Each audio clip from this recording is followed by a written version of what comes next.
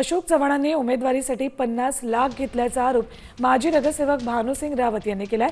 अशोक चव्हाणांना कार्यकर्त्यांचा राजकीय बळी घेतलाय असंही त्यांनी म्हटलंय। अशोक चव्हाणांनी आरोप फेटाळलेत। उमेदवारीसाठी कुणाकडेही पैसे घेतले नाहीत असंही त्यांनी म्हटलंय।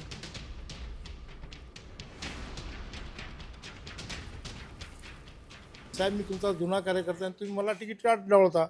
तर नाही म्हणले, मला 50 फोन आलेत बोले गावातून आणि तुम्हाला 100% तिकीट देणार। मी म्हणलं जर मला तिकीट देणार तर तुम्ही 50-50 लाख रुपये का जमा केलेत? तुम्ही सगळ्यांकडून 50-50 लाख रुपये घेतलेत, आम्हाला सांगायचं होतं।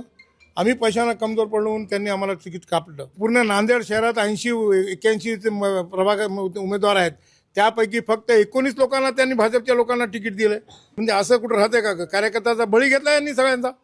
आज भाजपचे सगळे कार्यकर्ते नाराज आहेत। आज पैसे घेऊन उमेदवारी दिला, कोणालाही पैसे मागितलेले नाहीत, कोणाकडे पैसे। माझं भाऊ अशोक चव्हाणांची कारकीर्द गेल्या 50 वर्षाची आहे।